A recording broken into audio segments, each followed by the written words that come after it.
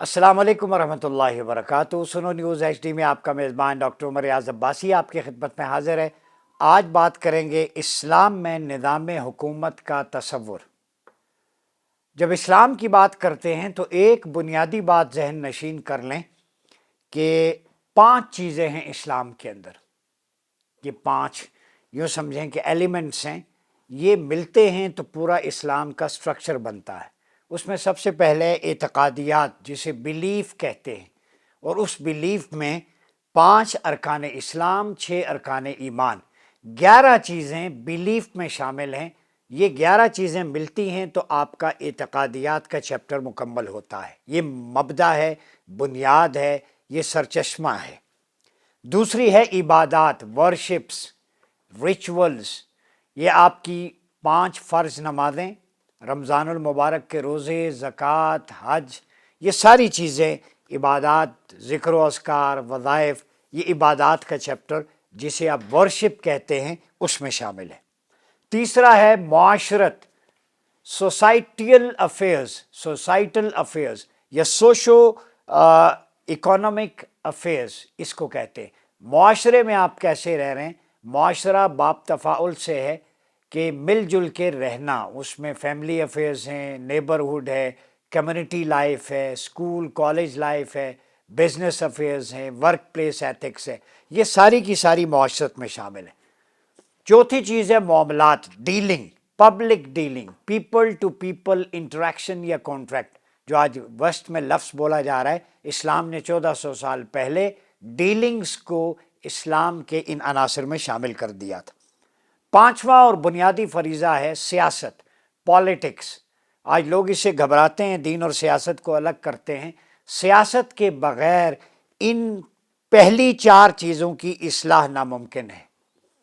सियासत होगी तो आपके एतकाद का फल आपको मिलेगा, आपकी इबादात कबूल होंगी, इबादात का मरकज़ और महवर और ऑब्जेक्टिव हासिल होगा, और मुआशरत और मामलात की बेहतरी सियासत के बगैर नामुमकिन है। अब आप सोचेंगे कैसे नामुमकिन है, ये क्या बात कर रहे हैं। सियासत जो है ये यूँ समझें कि पहली 4 चीज़ें मशरूत हैं इस सियासत के साथ। अगर ये ठीक नहीं है तो पहली 4 में आप जितना कामिल हो जाएं आपको उसका ऑब्जेक्टिव नहीं मिलेगा, गलबे दीन हक नहीं मिलेगा, आपको इलाही कलिमतुल्लाह का फ्रूट नहीं मिलेगा, आपको वेलफेयर और अदल इंसाफ और मुसावात नहीं मिलेगी।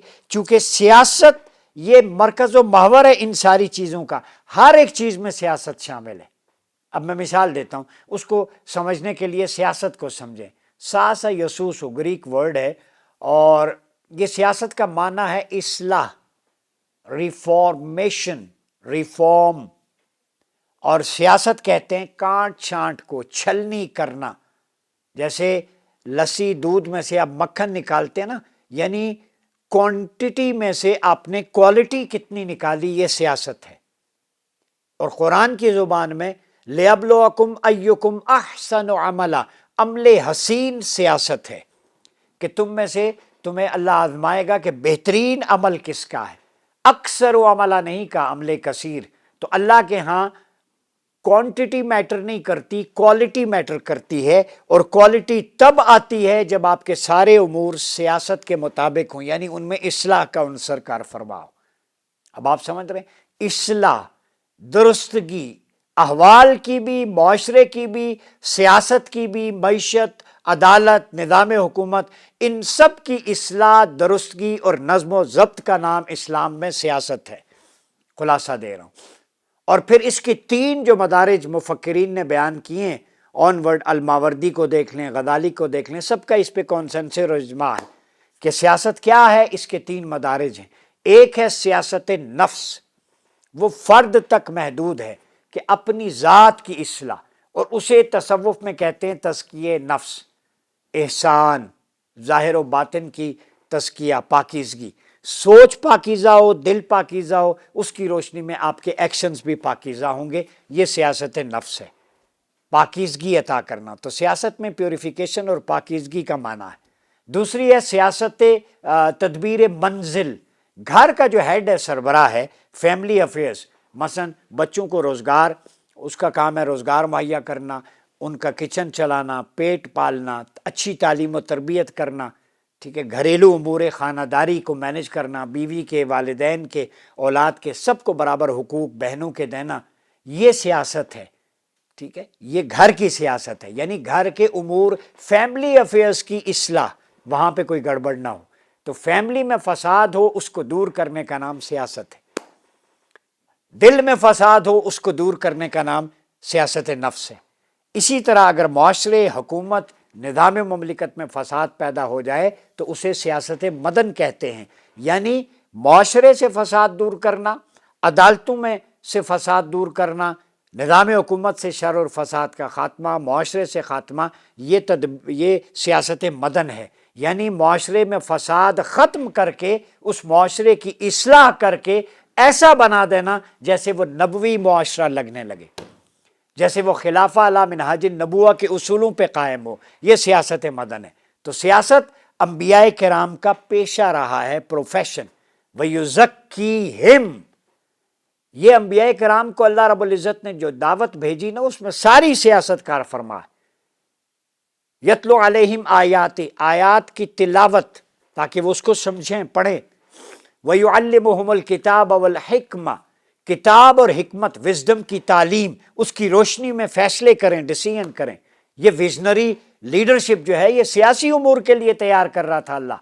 حضور کو فرمایا وَيُزَكِّيهِمْ، آپ کا منصب ہے ان کے ظاہر و باطن کا تزکیہ کریں، آپ تزکیہ کریں ان کے عدالتی معاملات کا، تزکیہ کریں ان کے حکومتی معاملات کا، عسکری اور ریاستی معاملات کا، ان کے معاشی معاملات کا۔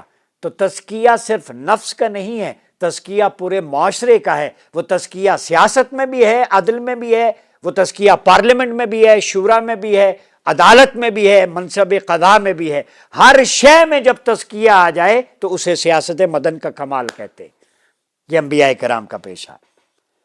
تو یہ سیاست کے عمومی معنی امور سلطنت کو چلانا کس طرح؟ احکام الہی اور سنت مصطفیٰ کے مطابق، اور یہ کام اللہ کے تمام انبیاء اور ان کے سچے پیروکاروں نے کیا۔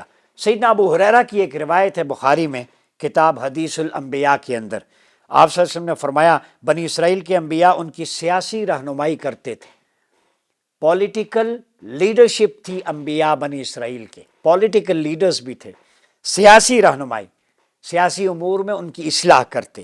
تو جب کوئی نبی دنیا سے چلا جاتا تو دوسرا اس کو ریپلیس کر کے مبعوث ہو جاتا، لیکن یاد رکھو میرے بعد کوئی نبی نہیں، انا خاتم النبیین لا نبی بعدی، حضور خاتم النبیین خاتم الرسل ہیں، البتہ میرے نائب بہت ہوں گے جو اس نظام کو بحیثیت خلیفہ سیاسی افیئرز وہ چلائیں گے، یعنی قرآن و سنت کی روشنی میں وہ بیس ہوگی، اب نہ کوئی کتاب آئے گی نہ رسول آئے گا، لیکن جو کتاب قرآن مقدس میں لکھا ہے، جو سنت مصطفیٰ اور سیرت میں ہے، وہ اس لیگیسی کو آگے لے کے چلیں گے، وہ خلفاء ہوں گے، وہ سیاسی نظام کے افیئرز ہوں۔ تو اسلام کا سیاسی نظام حضور نے طے کر دیا، ہم کون ہوتے ہیں طے کرنے والے؟ مغرب کے کہنے پہ جمہوریت، مجبوریت اور جبر والے نظام۔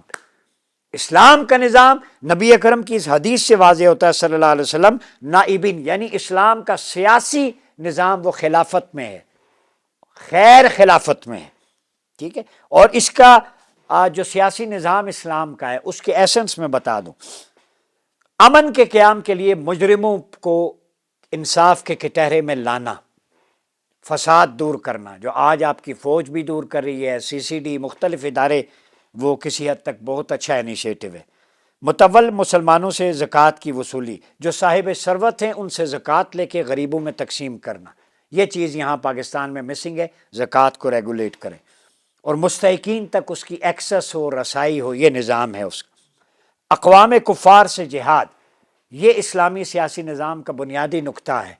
جو کفار ہیں آپ کو تھریٹ کرتے ہیں، وَأَعِدُّوا لَهُم مَا اسْتَطَعْتُم مِّن قُوَّةٍ، قرآن نے کہا ان کے لیے خلیفہ، حکمران ایسا ہونا چاہیے جو آیات کی تلاوت بھی کرے، قرآن فہمی بھی رکھتا ہو، اور اپنے سارے فیصلے اللہ اور اس کے رسول کے فرامین کے مطابق کرتا ہو۔ وہ شخص جو عسکری جزیات کو بھی جانتا ہو، جو جسم میں بھی قوی ہو، وَزَادَهُ بَسْطَةً فِي الْعِلْمِ وَالْجِسْمِ، جسم میں قوی ہو، ذہن اس کا ویژنری ہو، ڈپلومیٹک افیئرز میں بھی اپنے ملک کا اسلام کا سربلند کرنے والا ہو۔ یہ دیکھیں نا، آج انڈیا کے اندر بار بار کوٹ کیا جاتا ہے کہ حافظ سید عاصم منیر کے بارے میں کہ وہ مدرسے سے پڑھے ہیں، ریلیجس ایجوکیشن ہے، وہ حافظ ہیں، وہ خطرناک ہیں۔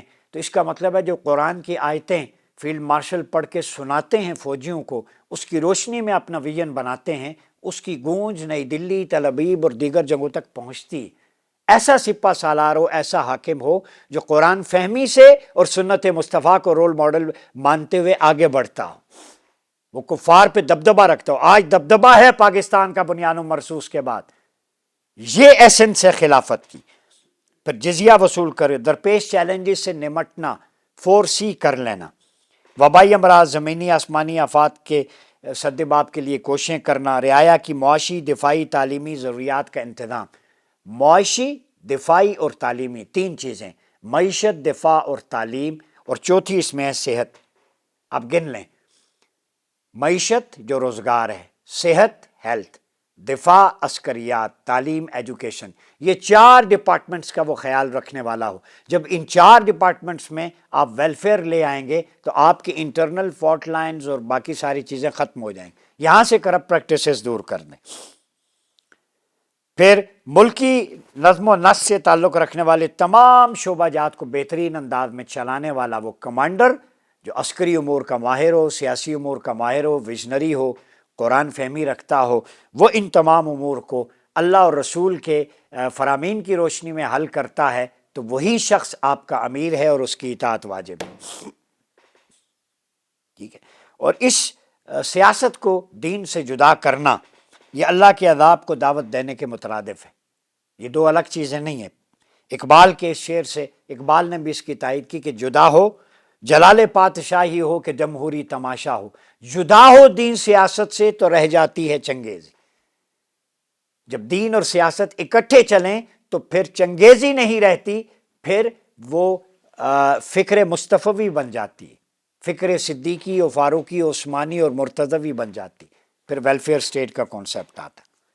ٹھیک ہے، انس بن مالک کی روایت آپ صلی اللہ علیہ وسلم نے فرمایا اپنے امیر یعنی نیک جو حاکم اللہ رسول کے مطابق چلے اس کی بات سنو، اس کی اطاعت کرو، اگرچہ تم پر کسی حبشی غلام کو امیر مقرر کر دیا جائے جس کا سر کشمش کی طرح چھوٹا ہو۔ بخاری کی روایت۔ لوگ یہاں امیر پہ یا سپہ سالار پہ یہ عہدے مل گئے تنقید کرتے ہیں، خدا کا خوف کریں، پہلے احادیث پڑھا کریں۔ جب امیر آپ کا بن جائے اور امیر ایسا ہو جو قرآن پڑھنے والا ہو، امیر ایسا ہو جو قوم اور ملک کا سر فخر سے بلند کر دے، امت کو جوڑنے والا ہو، بڑے بڑے لیڈرز یہاں پاکستان آتے ہوں اور پاکستان کو اپنا امیر مانتے ہوں، جب آپ کا سرسبز پرچم مدینہ طیبہ والا سر بلند ہو تو ایسے امیر کی اطاعت تو بلا شبہ کرنی چاہیے۔ پھر اجتماعی قوت کو مجتمع کرے، دشمن کے عزائم کو چکنا چور کرے، اسلامی حکومت کے خلاف علم بغاوت بلند کرنے والوں کو کچل دے، جیسے ہم خوارج کے فتنے کو، پراکسی کو، فتنۃ الہندوستان کو کچل رہے ہیں۔ ٹھیک ہے، تو یہ چیزیں دو تین۔ پھر اس کے بعد اگر آتے ہیں انبیاء علیہ السلام کے پرسپیکٹیو کو دیکھیں تو آدم علیہ السلام نے پولیٹیکل افیئرز میں حصہ لیا، کاشتکاری کی، سوت کاٹا۔ نوح علیہ السلام نے لکڑی کا کام کیا، ادریس علیہ السلام کپڑا سینے کا کام کرتے، شیس علیہ السلام سوت کاٹتے، داؤد علیہ السلام بادشاہ حاکم وقت ہونے کے ساتھ لوہے کی زریں بناتے اور اس کی کمائی کھاتے۔ آپ صلی اللہ علیہ وسلم نے بھی محنت کو شعار بنا، بیت اللہ کی تعمیر نو ہو، مسجد نبوی کی تعمیر، مدینہ کے لیے دفاع کے لیے خندق خود کھوتی، ملٹری کمانڈر کی حیثیت سے حضور حکمران بھی تھے، ملٹری کمانڈر۔ جو لوگ کہتے ہیں نا کہ بیک وقت چیف آف ڈیفنس فورسز کیوں بنا دیا، سپریم کمانڈر سارے عہدے، آپ صلی اللہ علیہ وسلم کی سنت ہے، آپ خود ہیڈ آف اسٹیٹ بھی تھے، سپریم کمانڈر بھی تھے، ساری۔ میں کمپیریزن نہیں کر رہا، سنت مصطفیٰ یہ ملٹی سائیڈڈ پرسنالٹی ہو تو اسٹیٹ اچھی چلتی ہے، یونٹی آف کمانڈ ہوتی ہے، چین آف تھاٹ کلیئر ہوتی ہے۔ جابر بن عبداللہ کی روایت ہے، غزوہ احزاب میں ہم خندق کھود رہے تھے، سخت چٹان آئی تو آپ صلی اللہ علیہ وسلم کو دیکھا کہ 3 دن سے کچھ نہیں کھایا، پیٹ پر پتھر باندھے، کدال اٹھائی لیکن چٹان کو ریزہ ریزہ کر دیا۔ یہ عزم مصطفیٰ ہے، طاقت مصطفیٰ دیکھیں، 3 دن سے پیٹ پہ پتھر باندھے ہیں لیکن ڈٹرمینیشن دیکھیں، جب کام کرنا ہو، بخاری کی روایت ہے، تو حضور نے چٹان کو ٹکڑے ٹکڑے کر دیا۔ تو جب پیٹ پہ پتھر، جنہیں نے جویں بخشا ہے تو نے، انہیں بازوئے حیدر بھی عطا کر۔ پیٹ میں کچھ نہ ہو، وین کلیئر ہو، مقصد للہیت ہو، اللہ کے دشمنوں پہ قہر بن کے برسنا ہو، پھر روحانی طاقت جس میں شامل ہو جاتی ہے۔ پھر جو لوگ اپنے اسلام سے ہٹ کر کسی اور کو حکمران چنتے ہیں، ان کے بارے میں روایت ہے بخاری کی 2382، باب رفع الامانہ، کتاب الفتن کے اندر۔ یہ غور سے سنیں، آقا علیہ السلام نے فرمایا اسناد الامر الی غیر اہلہ وکون سیادت کل قبیلۃ من منافقیہا۔ قیامت کی نشانیوں میں سے ایک ہے حکومت نااہل لوگوں کے سپرد کر دی جائے اور حکمران اور مقتدر لوگ منافق ہو جائیں، تو سمجھ لو قیامت آنے والی ہے۔ یہ آپ بات سمجھ رہے ہیں؟ تو یہ کچھ چیزیں میں نے آپ کے سامنے رکھنی تھیں۔ اسلام میں جو سیاسی امور ہیں ان کو دینی امور سے الگ اور جدا نہیں کیا جا سکتا، یہی فارمولہ اسلام کا ہے۔ اور پھر جب معیشت کی تقسیم کی بات ہے، لکی لا یکون دولت بین الاغنیاء منکم، سورہ حشر میں ہے کہ دولت جو مختلف جو طبقات ہیں معاشرے کے جو ویل آف ہیں ان میں مقید نہ ہو جائے۔ بات سمجھ رہے ہیں؟ پھر آگے اگر دیکھیں اس کو قرآنک پرسپیکٹو میں، قرآن مجید کہتا ہے وَقَدْ مَكَرُوا مَكْرَهُمْ وَعِنْدَ اللَّهِ مَكْرُهُمْ وَإِنْ كَانَ مَكْرُهُمْ لِتَزُولُ مِنْهُ الْجِبَالُ، ابراہیم، سورہ ابراہیم میں۔ انہوں نے دولت و اقتدار کے نشے میں بدمست ہو کر اپنی طرف سے بڑی فریب کاریاں کی۔ اللہ کے پاس ان کے ہر فریب کا توڑ تھا، اگرچہ ان کی مکارانہ تدبیریں ایسی تھیں ان کے پہاڑ بھی اکھڑ جائیں۔ پہاڑوں جیسی تدبیریں، پہاڑ اکھاڑنے والی۔ وہ سرمایہ دار ہوں، دولت و اقتدار والوں کو اللہ خبردار کر رہا ہے، لیکن اللہ نے توڑ کے رکھ دی۔ پھر فرمایا وَكَأَيٍّ مِّن قَرْيَةٍ هِيَ أَشَدُّ قُوَّةً مِّن قَرْيَتِكَ الَّتِي أَخْرَجَتْكَ أَهْلَكْنَاهُمْ فَلَا نَاصِرَ لَهُمْ۔ اے حبیب صلی اللہ علیہ وسلم، کتنی پریشانیاں تھیں جن کے باشندے وسائل و اقتدار میں آپ کے شہر مکہ کے باشندوں سے زیادہ طاقتور تھے۔ وسائل اور اقتدار میں مکہ کے اس وقت کے ابو جہل و ابو لہب طاقتور تھے، سرمایہ تھا، دولت تھی، اقتدار تھا، طاقت تھی۔ مگر قرآن کیا کہتا ہے؟ جس کے مقتدر وڈیروں نے آپ کو بصورت ہجرت نکال دیا تھا، ہم نے انہیں بھی ہلاک کر ڈالا، پھر ان کا کوئی مددگار نہ ہوا جو انہیں بچا سکتا۔ اقتدار، نشہ، قوت، طاقت طاغوت کی کبھی نہیں بچتی، اللہ نیکوکاروں کے ساتھ ہے۔ تو اگر آپ اسلام کی اور قرآن و سنت کی تعبیر لے کر نکلتے ہیں تو جتنا بھی سوشل میڈیا پہ آپ کے خلاف زہر اگلا جائے اس سے مت گھبرائیں، اللہ ان فتنوں کو، شرپسندوں کو کچل دے گا، اور جو اسلام کی بات کرتا ہے اسے قوت و اقتدار عطا کرے گا۔ یہ میسج میرا باریک ہے، سمجھ جائیں۔ پھر پس اے منافقو، تم سے توقع یہی ہے تم قتال سے گریز کر کے بھاگ نکلو، حکومت حاصل کرو تو تم زمین میں فساد بپا کرو گے اور اپنے قریبی رشتہ داروں کو توڑ ڈالو گے جس میں اللہ اور رسول نے مواصلت اور مودت کا حکم دیا ہے۔ وہی لوگ ہیں جن پر اللہ نے لعنت کی، ان کے کانوں کو بہرا کیا، آنکھوں کو اندھا کر دیا۔ اب بات سمجھ رہے ہیں نا؟ آخری حدیث پہ ختم کرتا ہوں جناب، یہ روی بدا۔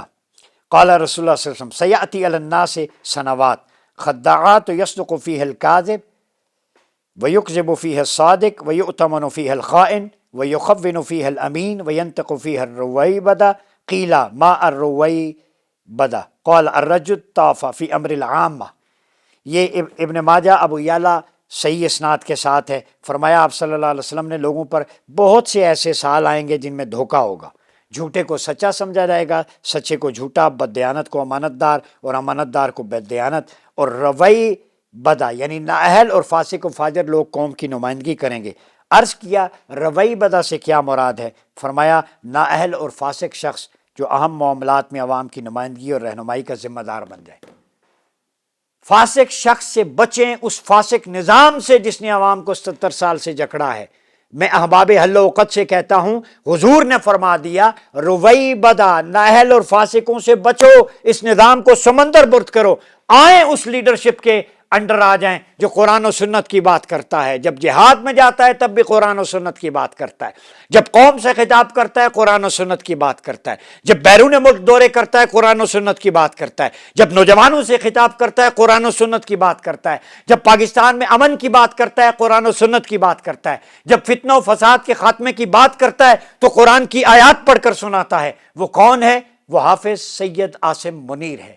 حافظ صاحب آپ نے اسلام اور پاکستان کی بات کی، یہ جو جتنے لونڈے لپاڑے ہیں انہیں تکلیف ہوتی رہے، جب تک آپ قرآن جو آپ کے سینے میں ہے آپ تلاوت کر کے یہ آیات پڑھتے رہیں گے، ان بے شرموں کو شرم آنی چاہیے۔ آپ کی قرآن فہمی سے ہندوستان گھبراتا ہے، ان کا میڈیا گھبراتا ہے، گورو آریہ کی رال ٹپکتی ہے، جنرل بخشی پاگل ہو چکا ہے، لیکن ان کو شرم نہیں آتی کہ آپ کو تان و تشنی کا نشانہ بناتے ہیں۔ آپ مت گھبرائیں، آپ کے ساتھ پوری قوم ہے، آپ پر مصطفیٰ کی عنایات ہیں، آپ اللہ رسول کی جب تک بات کرتے رہیں گے دنیا کی کوئی طاقت آپ کا بال بیگا نہیں کر سکتی۔ جو اسلام اور قرآن کی اور سنت کی بات کرے گا، اس کے مطابق نظام کی بات کرے گا، جو کرپشن کے خاتمے کی بات کرے گا، جو پاکستان کا پرچم سربلند کرنے کی بات کرے گا، جو بنیانم مرصوص اس قوم کو بنائے گا 77 سال میں پہلی دفعہ، جو اپنے آپریشن کا نام بنیانم مرصوص قرآن سے اخذ کرے، فالمغیرات صبح سے اس کا وقت اخذ کرے، ایسے سپہ سالار کو میں دونوں ہاتھوں سے سلام پیش کرتا ہوں، جو آل رسول بھی ہو، جو غزوات کی روشنی میں اپنی عسکری پالیسی ترتیب دینے والا ہو۔ یہ بلیسنگ ہے۔ آپ آئیں، اس غلیظ نظام کو ختم کریں، سبجیکٹ اسپیشلسٹ کو لے کے آئیں۔ اس ملک میں، اس قوم میں، نوجوانوں میں بڑی پوٹینشل ہے۔ آئیں، اپنے اسلامک رچ کلچر ہیریٹیج کو، ٹریڈیشن کو، ایتھیکل ویلیوز کو، اپنی جو ایک ڈیفنس اسٹریٹجی ہے پاس میں سے کشید کر کے مستقبل کا نقشہ کھینچیں۔ آپ آگے بڑھیں، یہ قوم اور نوجوان آپ کے ساتھ ہے۔ اپنا بہت خیال رکھیے۔ اپنے میزبان ڈاکٹر عمر ریاض عباسی کو اجازت دیجیے۔ اللہ حافظ۔